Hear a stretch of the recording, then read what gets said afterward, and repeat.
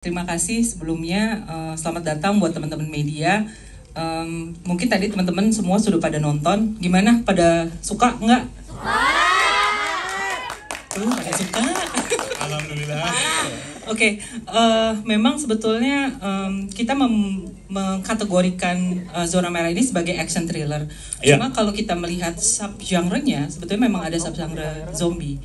Dan kenapa ini merupakan sesuatu yang berbeda? Karena to be honest, kita belum pernah mencoba ini sebelumnya.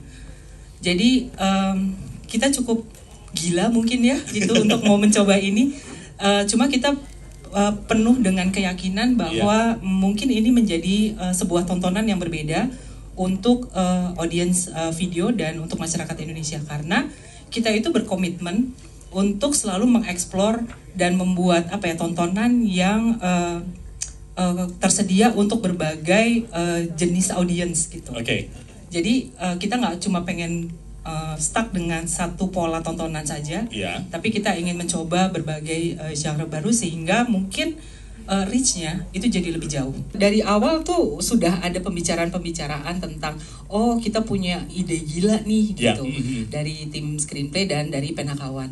Terus waktu itu datang ke kita juga mikir kita berani nggak ya untuk mencoba sesuatu yang baru. Tapi kalau kita nggak berani mencoba, mungkin kita nggak akan pernah tahu gitu seberapa jauh ini akan sampai ke audiens kita. Bagaimana menciptakan series yang sekali lagi juga mengenalkan sebuah katakanlah istilah mayat hidup ya. Betul. Nah ini adalah tadinya juga kita kok ya bisa-bisanya gitu ide gila ini muncul gitu. Tapi ternyata ketika kita along the way the conversation kok kayaknya makin yakin bahwa ini tuh sebetulnya bisa kita berikan nafas lokal. Makanya kita sepakat akhirnya gimana kalau menyebutnya sebagai mayat hidup gitu.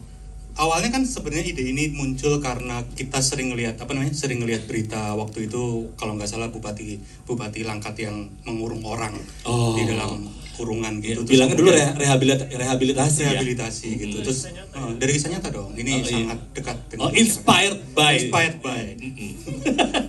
Biar gak salah kutip. Inspired by. Dia dimarahin loh sama Ayo loh. Ada Pak Bupati langsung nih. Lalu ide itu kemudian kita modifikasi, lalu kita kembangkan karena sebenarnya waktu dulu kita pernah punya prototipe zombie juga gitu, terus kemudian kita kembangin dengan ide baru ini dengan Bupati Langkat, dengan orang-orang yang dikurung. Gimana kemudian muncul pertanyaan lagi, what if kalau orang-orang yang dikurung ini kemudian malah jadi sumber masalahnya gitu. Lalu kita kaitin ke politik-politik dikit gitu. Terus kita kaitin dengan cerita-cerita yang ada di Indonesia yang milik kita sendiri gitu, terus muncullah jadi konsep Zona Merah gitu. Di syuting dengan cara long take, yaitu kemudian kameranya harus bergerak mengitari lokasi itu, berarti kita waktu itu harus mendesain bagaimana kameranya harus ditempatkan di berbagai tempat gitu. Karena kalau teman-teman lihat tadi ada kamera yang dari atas gitu kan. Nah, itu kemudian berarti kameranya harus disambung-sambung gitu. Nah, yang menyebalkan dari shooting scene itu sebenarnya kan kita harus rehearsal dulu, memastikan semua orang ada di waktu dan tempat yang tepat. Dan jangan sampai kamera kelihatan juga ya. Jangan sampai kamera bocor ya. Nah, itu another thing lah. Kalau yang pertama adalah Andri harus, kamu masuknya harus dari sini, dari sana, dari sini, nanti disambut Devano keluar dari sini. Nah, itu kita udah latihan beberapa kali, belum syuting dong. Belum syuting. Nah, itu baru kita syutingnya, dan syutingnya itu take-nya sekitar 5 kali ya kalau nggak salah. Ngos-ngosan, itu berapa lama, ingat nggak berapa lama take-nya tuh? Berapa menit ya?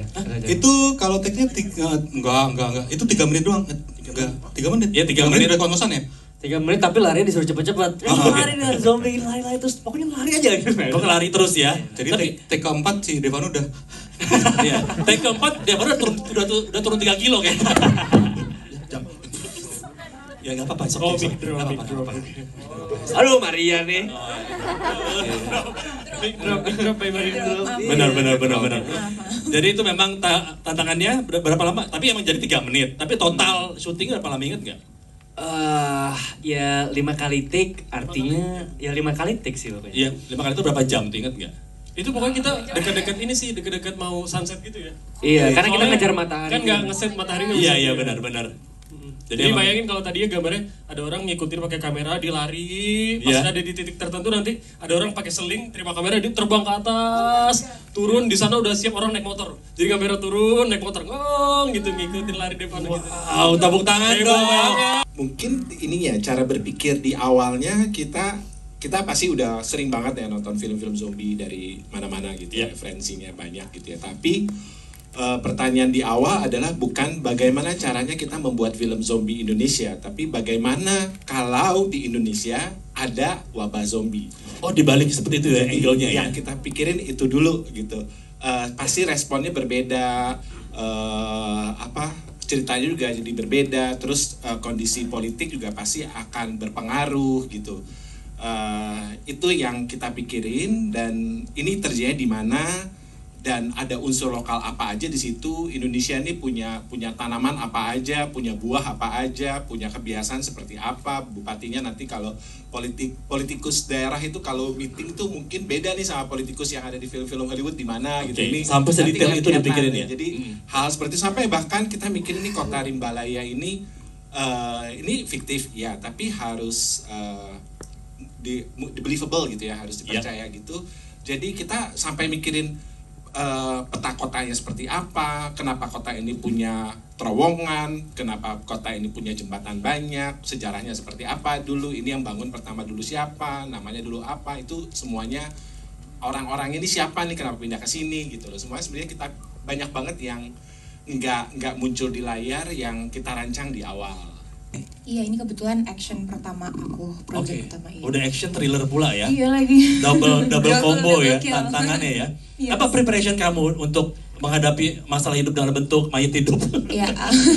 Dan emaknya langsung mati loh. Banyak-banyak ketemu sama sutradaranya emang. Oh iya. Mayat hidup. Untuk Ella sendiri, proses workshopnya kemarin dapat 7 hari, seminggu lah itu sekitaran. Terus pertama kali dapat skrip, aku bedah skrip sendiri sama ada Kak Richard namanya. Terus setelah itu di sela-sela libur workshop, latihan Korea dan lain-lain, aku latihan fisik, kebetulan latihan lebih fokus ke core exercise aja sih, karena banyak scene-scene dimana aku harus lari-larian dan aku harus kuat itu kan, kuat lari. Jadi aku latihan core aja. Terus aku nonton film luar namanya Kill Bill buat reference aku megang katana dan lain-lain ya. That's it. Oke. Termasuk juga nggak sih tadi latihan megang pacul? Pacul kebetulan dilatihnya sama tim Piranha. Oh gitu ya. Thumbs up for the Devano. Aku anak desa. Iya kan? Devanonya enggak, adinya iya. Pengen ke Jakarta, ya Allah. Devano cukup mudah sih bangun chemistry sama Devano, soalnya dia anaknya open book banget. Open book banget. Oh gila. Seberapa open sih Devano? Semua diceritain sama dia. Iya kayaknya. Open book. Maksudnya enak diajak diskusi dan banyak ngobrol aja sih sebenarnya. Di 3 reading kemarin udah cair. Terus he's an incredible co-star and I'm thankful to work with him. And makasih Devano. Tepuk tangan dong untuk kolaborasi antara Devano dan juga Maria Theodore. Dari karakter Irsa yang gue suka, dia cukup punya banyak akal bulus. Menarik, cerdik. Cara bertahan hidupnya cerdik lah gitu. Selalu cari cara supaya bisa hidup. Yang penting untuk sendiri. Risang juga sebenarnya salah satu karakter yang cukup sulit dimainkan, karena waktu pas awal ditawarin sama Fajar sama Tata juga, ini apa ya gitu karakternya. Ini karakternya dari dunia luar yang masuk ke Rimbalaya, terus dia jurnalis gitu ya, mencoba mencari berita yang sebenarnya juga berita dipakai buat kepentingan pribadinya dia gitu kan. Cuma nanti along the way dia berubah mode tuh jadi survival mode. Jadi cukup banyak lihat cara-cara teman-teman kalau lagi ngambil berita gimana sih gitu. Terus kalau lagi ada perlunya sama Pak Zainal tuh kayak gimana sih gitu. Dan enjoy banget, banyak scene-scene yang gue enjoy kalau sama Pak Zainal, karena menarik. Asik. Iya, kau mulai agak sedikit diplomatis sih temukannya. Dengan Pak Zainal, dengan Lukman Sardi, seorang aktor senior menjadi bupati antagonis. Sorry, ini pertama kali kah langsung head to head dengan seorang Lukman Sardi atau sudah pernah sebelumnya? Udah pernah. Oke, kali ini dengan seorang Lukman Sardi yang mewakili karakter yang antagonis, bagaimana membangun chemistry-nya? Kebetulan Mas Lukman orangnya serius banget ya, dia benar-benar serius banget. Dia contoh banget loh. Contoh banget role model. Gue gak pernah bercanda. Benar. Terus saya syuting baca skrip, lagi tidur. Udah selesai syutingnya. Kebetulan Mas Lukman ini jujur super duper humble banget di antara Sambal goreng. Pendalaman karakter. Super duper humble goreng banget Mas Lukman ya, walaupun dia sudah banyak sekali pengalamannya, dia open banget, willing buat diskusi sama saya, sama Agni, sama pemain yang lainnya pun dia sangat super duper willing gitu. Jadi cukup mudah membangun chemistry sama Mas Lukman, dan kebetulan jokes kita satu vibes juga ya. Kita sefrekuensi. Ya, betul. Saya emang PR-nya Mas Lukman kalau cerita di lokasi gitu. Ada mau denger cerita Mas Lukman nggak? Banyak banget, karena kan kita syuting udah mau penghujung rap kan. Oh itu malah di akhir ya? Udah mau di akhir-akhir. Kita syuting di Blora waktu itu, di Cepu. Di Cepu. Cepu. Tahu nggak Cepu di mana? Jawa Tengah ya, Cepu ya? Iya. Cepu itu setelah 9. 10 Bapak. 10, 11. Iya. Oke lanjut ya. Iya. Mohon abaikan kakak kita. Ya pokoknya seru banget karena udah mau rap, kita lagi panas-panas ya kan. Semuanya chemistry-nya udah kekumpul, semuanya di antara fighternya sama Mas Andri juga waktu itu. Jadi emang kita benar-benar semangat banget karena ini sesuatu yang keren aja. 3 menit gitu satu scene, dan kita mesti lari-lari, outbreak zombie, ketemu sama Might segala macam tuh heboh aja, kayak adrenalinnya benar-benar pengen kasih yang terbaik. Oke, terbaik ya. Nah tadi kan sebelumnya saya juga nanya sama Maria bagaimana membangun chemistry dengan kamu. Tapi kalau kamu sendiri pun membangun chemistry dengan Agni sebagai kakak adik itu bagaimana? Sebagai adik yang rebel banget, belum apa-apa baru mulai, ya piloknya gitu banget di depan. Iya. Yang pakai hijab, astagfirullahaladzim. Maaf ya. Di mana banyak pilak-pilak kayak gitu kalau di sekeliling Jakarta. Oh iya, walaupun ada, iya. Gimana membangun chemistry dengan Agni sebagai kakak tercinta? Mbak liatin ya. Liatin tuh. Takut dihajar jadi. Mbak Agni tuh orang yang sangat humble dan sangat kerja keras, perempuan yang sangat tangguh. Udah gitu memang dia sangat serius banget sama pekerjaannya. Aku nggak berani ngeliatnya dari awal, kayak dari dulu. Cuman memang kita begitu masuk set emang udah jadi karakternya waktu itu. Jadi memang ya udah kayak marah-marahan aja. Dan sampai sekarang pun jadinya kita marah-marahan beneran. Enggak dong. Tapi lihat dong, marah-marah tapi pakai senyum. Iya, tepuk tangan buat Devan dan Indra. Ya dari pertama dapat ceritanya tuh kan kayak tadi dibilang bahwa kita belum pernah punya sebuah cerita kalau di Indonesia zombie. Iya. Kalau kita ngomong film luar banyak banget tuh ngomongin zombie. Tapi yang sebenarnya buat aku cukup menarik adalah waktu dikasih tahu latar belakangnya itu sendiri, karena tadinya kan kepikiran nih zombie yang kayak gimana ya, karena ini Indonesia gitu, apakah kita akan sama seperti itu atau enggak, tapi ternyata sangat menarik begitu baca ceritanya dengan adanya kota Rimbalaya, dengan sejarahnya, dengan orang-orang di dalamnya, dengan termasuk dengan karakter bupati itu yang menurut aku pribadi itu sebuah karakter yang sangat challenging untuk dieksplor. Kompleks gitu. Jadi kalau kamu tinggalnya di kompleks apa di saya klaster Pak. Beda tuh. Saya kejebak lagi.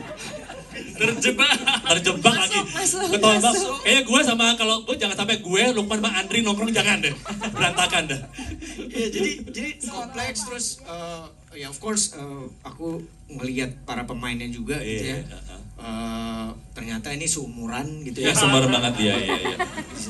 Buat aku resiliennya Maya sih, bagaimana dia bertahan dari mayat dan kehidupan sekitarnya. Oke gitu ya. Iya. Apa juga karena emang dia punya tanggung jawab besar sebagai seorang kakak? Betul, karena dia sangat sayang ya sama adiknya. Dan dia cuma punya adiknya, dan gimana ya, dia pengen adiknya tuh punya masa depan yang baik gitu, dan pengen adiknya tuh nggak rebel lagi gitu, tapi kok agak susah gitu ya.